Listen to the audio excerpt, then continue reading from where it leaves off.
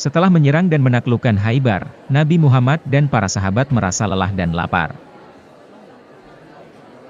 Seorang wanita Yahudi bernama Zainab binti Al-Harits menemui sang Nabi. Ya Rasulullah, bolehkah aku memasak daging domba bagimu dan para sahabat? Wah, sudah tentu boleh. Bagian mana yang paling kau suka? Oh, aku suka bagian paha depan. Zainab segera memasak makanan.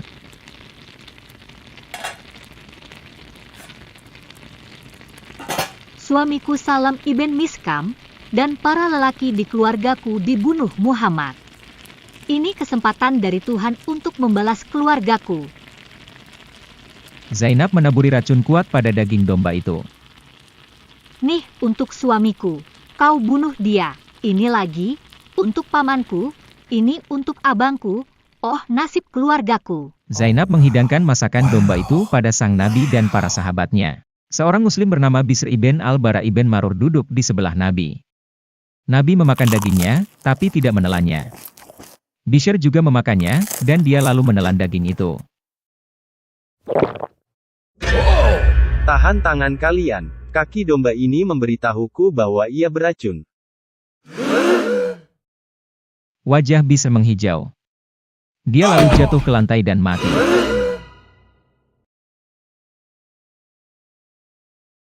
Panggil si Zainab. Zainab dibawa menghadap Nabi.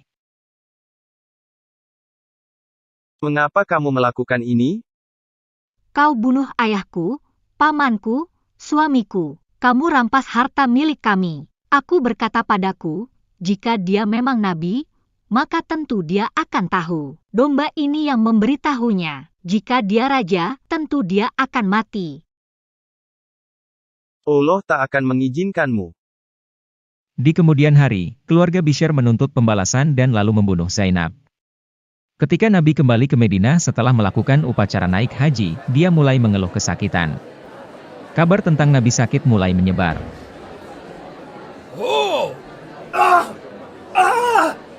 Aisyah, aku merasa sangat kesakitan, bagaikan urat nadiku diiris. Hal ini terjadi sekitar setahun setelah perampokan Khaybar, atau 2 tahun sebelum Nabi wafat. Rupanya, racun itu secara perlahan merusak tubuhnya dan mengakibatkan rasa sakit yang hebat. Ketika Nabi mulai merasa sakit akibat racun itu, dia menyampaikan hal ini pada orang-orang sekitarnya. Ibu Bishr bin Al-Bara datang menjenguknya. Oh, Rasulullah, ada apa denganmu?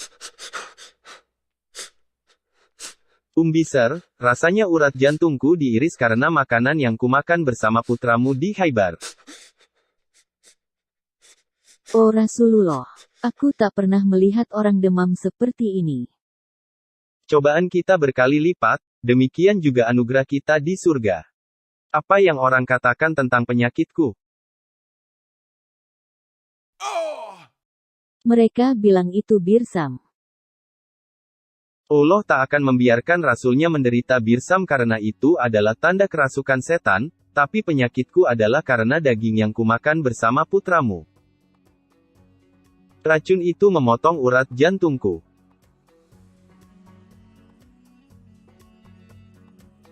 Aku kan Nabi Allah. Masakan aku harus mati hanya gara-gara wanita Yahudi yang rendah itu? Malu-maluin aja. Sunan Abu Daud nomor 4510 mengatakan bahwa Nabi Muhammad dibekam bahunya berkenaan dengan daging domba yang dia makan. Abu Hind membekam dia dengan tanduk dan pisau.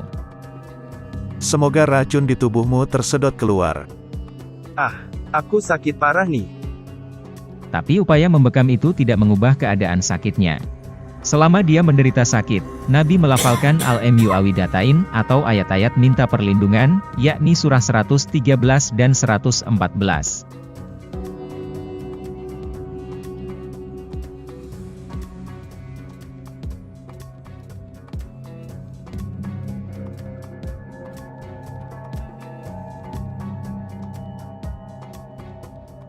Dan dia lalu meniup seluruh tubuhnya sembari mengusap wajahnya.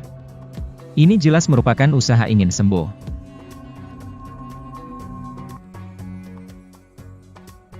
Aisyah juga melafalkan Al-Mu'awwidhatain ke tubuh Nabi.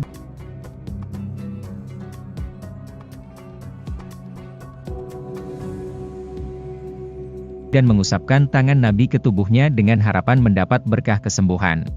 Apakah berhasil sembuh? Ternyata tidak. Bahkan dikatakan Jibril juga berdoa bagi sang Nabi. Ketika Rasul Allah jatuh sakit, maka Jibril berdoa baginya dengan berkata, "Dalam nama Allah, aku berdoa mengusir semua yang menyakitimu dan menghindarkan semua yang membencimu dan dari semua kutukan mata jahat dan agar Tuhan menyembuhkanmu." Apakah doa Jibril dikabulkan? Ternyata tidak.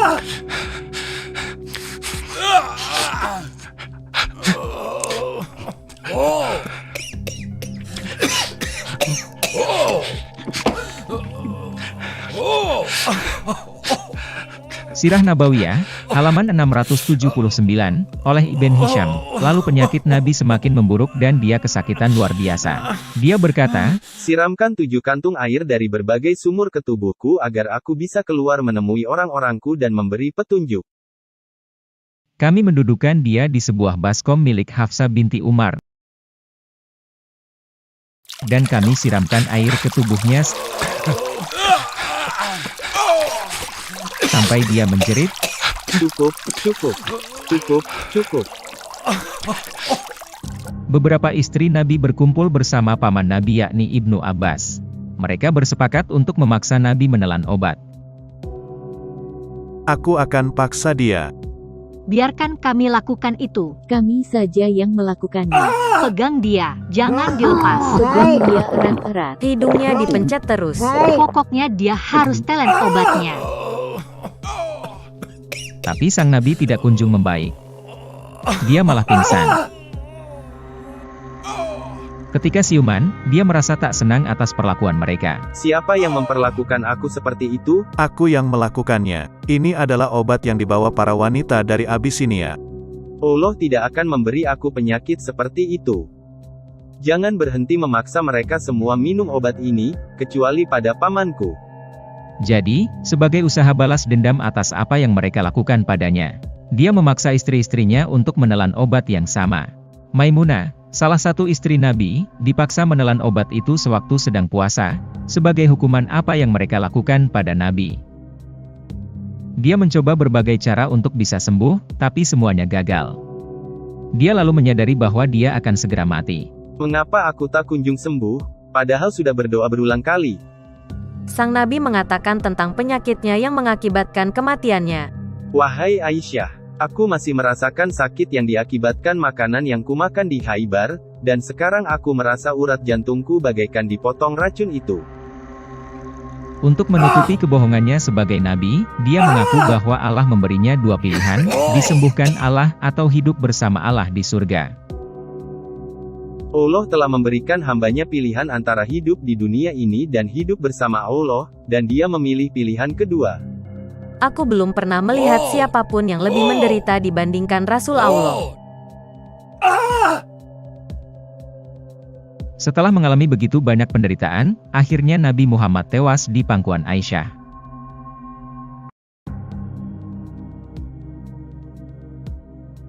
Para sahabat Nabi tidak menguburkan Nabi Muhammad selama 3 hari. Mereka membiarkan saja mayatnya membusuk di kamarnya selama itu. Mungkin mereka mengira dia akan bangkit kembali di hari yang ketiga seperti siapa tuh? Siapa? Saya. Hahaha.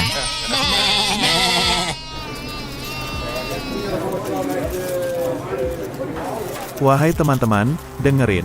Rasul Allah benar-benar sudah mati. Dia itu hanyalah manusia biasa dan akan membusuk seperti manusia mati lainnya. Marilah kita kuburkan sahabat kita ini.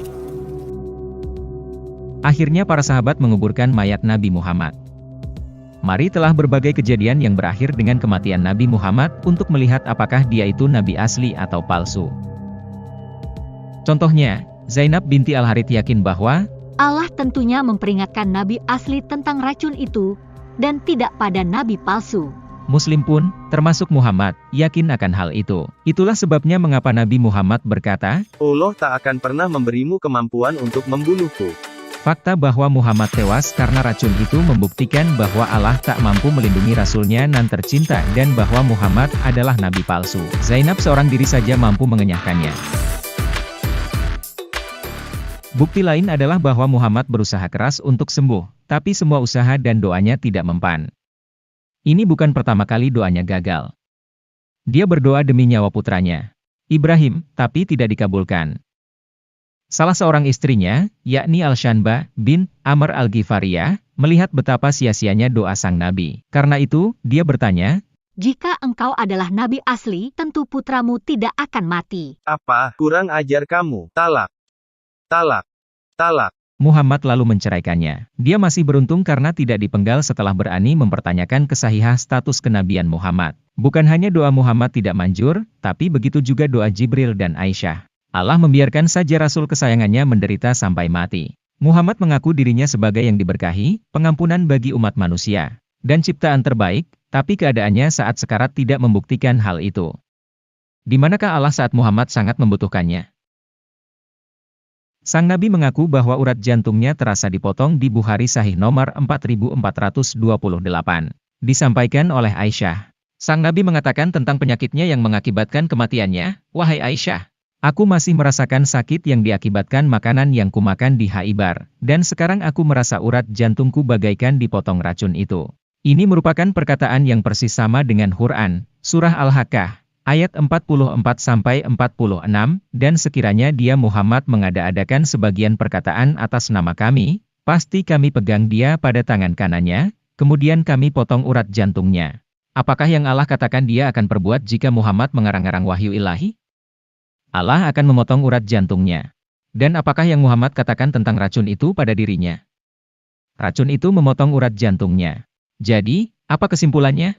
Muhammad mati persis seperti yang Allah katakan bagaimana dia mati jika dia memalsukan wahyu ilahi. Yo, Al-Shanbah, aku dengar Nabi menceraikanmu. Iya, betul. Wah, janganlah bersedih. Kau kan sekarang sudah bebas dari bandut tua itu. Lebih baik nikmati saja irama dangdut ini.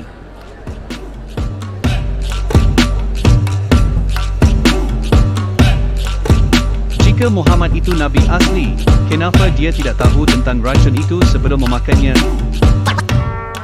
Jika memang sudah takdir Allah agar Muhammad makan racun itu, sama seperti Bishr, maka mengapa Muhammad berusaha sembuh?